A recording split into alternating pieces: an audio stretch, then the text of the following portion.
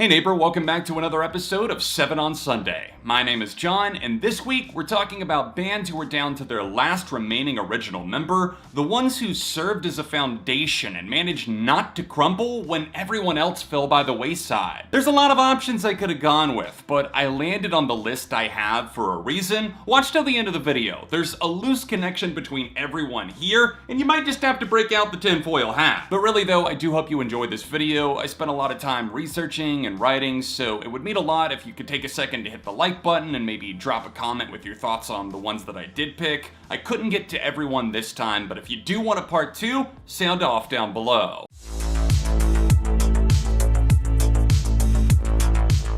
One of the biggest misconceptions I've seen about Nine Inch Nails is that it was always a one-man band, or that there was only one creative force behind the music. While it's true that Trent Reznor is a musical god capable of making records almost entirely on his own, it's not a solo project. Trent's unpredictable behavior in the early years combined together with a perfectionist attitude, which set this really unrealistically high bar, so high that most of the hired hands got their heads chopped off after a few cycles, sometimes even less. One major and so far permanent change did happen officially in 2016, but unofficially in 2004. Atticus Ross linked with Trent as a studio member for With Teeth, and he hasn't gone anywhere since then, making him the longest running member of Nine Inch Nails other than Trent himself, and somehow I don't see that halo being shattered anytime soon. Branching out without losing the tense electronic rock aggression you were known for seems like an impossible formula, but Trent Reznor's been the constant skeleton key in the eye of the storm.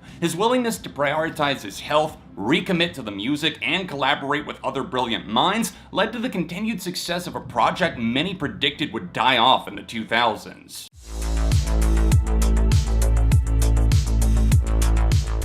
After forming as a duo in the late 90s and rounding out the lineup on the debut album Saturate in 2002, the guys hit the jackpot most rock bands only dream of seeing. But the fact that Breaking Benjamin still exists modern day is nothing short of a miracle, and for their frontman and co-founder Ben Burnley, soldiering through intense pain and betrayal was the only way forward. Pain came in waves all around, as the behind-the-scenes lineup shuffles only got messier and more complicated. First, it was drummer Jeremy Hummel being fired seemingly out of nowhere as Burnley cited chemistry issues, with Chad Shalega being hired in 2005 to replace him. Phobia came out the next year and brought them worldwide fame, but Burnley's battle with alcoholism took an even darker turn in 2007, as the next few years of constant torturous pain for their frontman led to a full band hiatus by the end of the decade. During this time away, the two remaining members from the original lineup, Aaron Fink and Mark Klepaski, took part in a major backstab that later carried legal consequences. Their label Hollywood Records was pushing for permission to remix a few songs to include on a Greatest Hits compilation, and when Burnley didn't move forward himself, the label offered to pay the other members $100,000 each to make it happen. Long story short, Ben Burnley found out and sued the ever-living shit out of them in a lengthy court battle that ultimately awarded him sole ownership of the Breaking Benjamin name. This whole process went on for years before that court victory in April 2013, yet just as fans were about to start rejoicing about the freedom to finally move on, the only other member, Chad, quit the band on the basis of creative differences. That was a seemingly massive blow, but now that Ben owns the name, he was able to decide for himself that he wanted to reject the solo route. He instead hired 4 band members to round out a more powerful sound, and to his credit, he recruited some all-stars. The lineup has not changed a single time since 2014.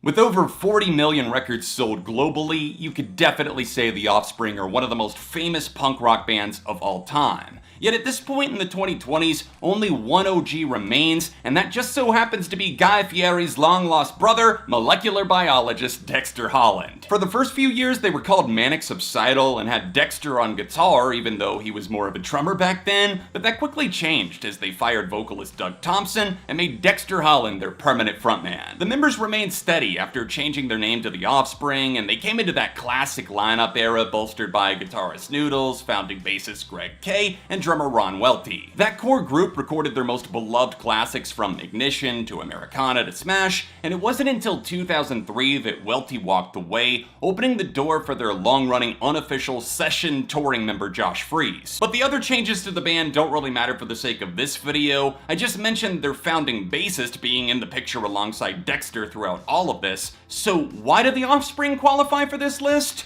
Well, at some point in 2018, the business side of a relationship fell apart, resulting in Greg K not appearing at their live shows before eventually being asked to leave the band by Noodles and Dexter. Greg was a part of the Offspring before they were even the Offspring, 30 plus years, so it's definitely sad to see him gone away, but all we really have is the he said, they said mumbo jumbo, a conspiracy against one if you will, so it's hard to know from the outside looking in. He was the silent anchor within the band's history, and it does seem like their two leaders have a bit of a heavy hand when it comes to firing people, but for now, all we're left with is silence.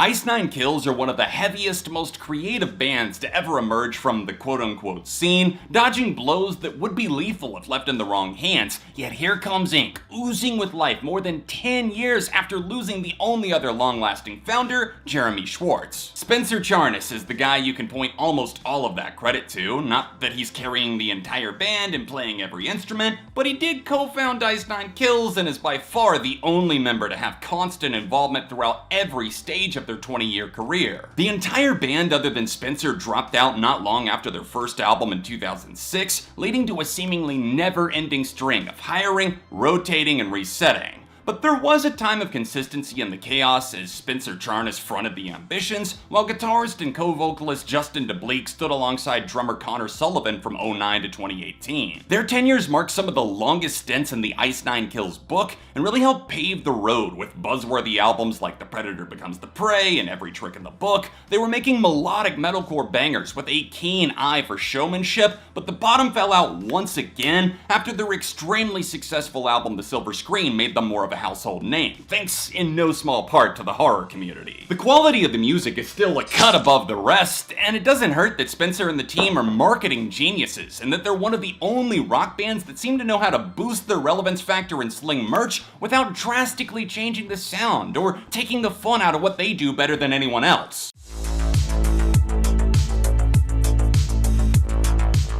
Blink formed without the 182 in 1992 in the suburbs of San Diego. Mark Hoppus and Tom DeLonge were the immature, joke-wielding, crappy punk rock upstarts hell-bent on having their voices heard, a dream that most definitely came true as the guys hit the big time with their classic album Enema of the State in 1999. Adding Travis Barker obviously proved to be the best decision they could have ever made, and the 3-album run from Enema to Untitled is one of the best showings in pop-punk history. The adrenaline that they had was carrying them high for years, but things really hit a wall when Tom DeLonge quit the band abruptly and disappeared in the mid-2000s, leaving them with no real future other than a seemingly indefinite hiatus. Of course, they did reunite in 2009, making one album and one EP, but Mark and Travis both knew Tom's focus was light years away from the band, and while Tom has denied this, there was a whole slew of drama with him allegedly quitting and rejoining Blink multiple times, not even directly, but through his manager again, which is kinda fucked. At this point, it's 2015, fans are getting impatient, so they make the tough call to officially remove Tom DeLonge from Blink-182, becoming one of the most publicized exits in modern music history. There's a whole back and forth shots fired saga which got disappointingly messy, but in the downtime, Matt Skiba from Alkaline Trio was hired as his full-time replacement. More recently, the Mark, Tom, and Travis show has been a lot more positive as they've been seen interacting publicly in much more lighthearted and friendly ways, so while I'm not affiliated with the "it's not Blink without Tom" party, well, I also would say I wouldn't mind a reunion if the stars align and if Tom can actually fucking commit.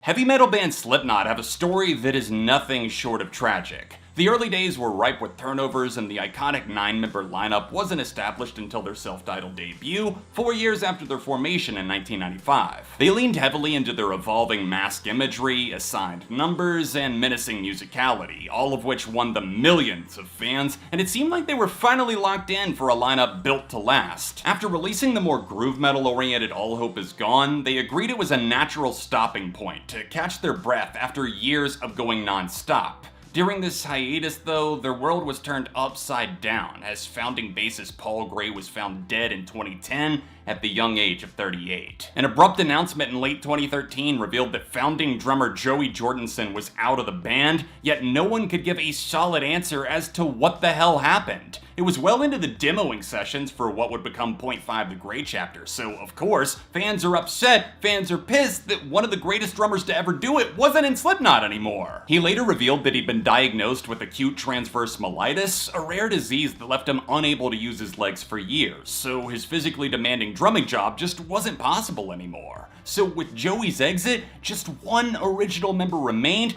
that being the indomitable percussionist Sean Cran, better known by the alias Clown. Rest in peace, Joey number 1, and the same to Paul number 2. You brought an insane amount of passion to the band that could never be replaced, and also respect to the rest of Slipknot for moving forward without ever letting them be forgotten.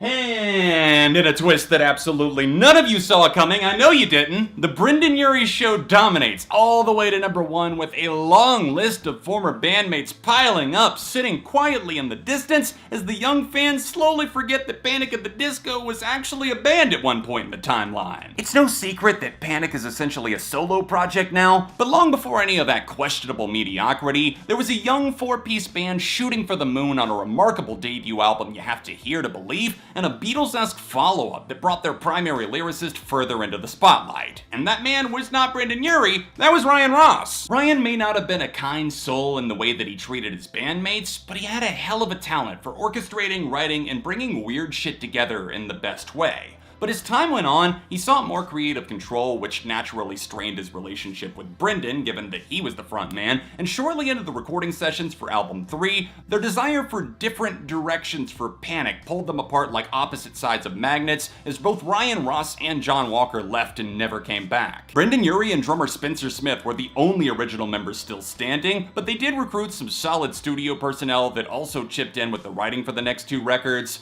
Dallin Weeks was without a doubt the best helping hand they could have ever asked for, singing, writing, playing bass, and looking back on both Vices and Too Weird, I love that everything at least still felt like a band. Spencer's private battle with addiction led to him pausing his time with Panic just before the release of Too Weird, but a pause turned into a full stop as a 2015 post to social media confirmed what we'd all silently feared. Spencer wasn't returning, but not just that, Dallin was demoted to touring member status again, leaving Brendon as the only one left in Panic at the Disco. Oh my god, hold up. I may have just cracked the code. What does almost every band on this list, scratch that, every single band on the list have in common? Think about it. 9 members in the classic Slipknot lineup. 9, the album by Blink-182. Ice 9 Kills, 9 Inch Nails. The Offspring went 9 years between their most recent albums, and get this, Panic at the Disco have exactly 9 former members if you count official and touring. What the fuck is going on? 9 is the number that means you'll eventually only have 1 original member, apparently. Thank you guys so much for watching. I hope you enjoyed this video. If you did, then please hit that like button, subscribe for the love of music, and if you want to see part 2, maybe you have a suggestion that you want to see me talk about there, then let me know in the comment section down below. You can see some recent episodes on screen now. All of my socials are in the description down below, and I'll be back soon with more on ARTV.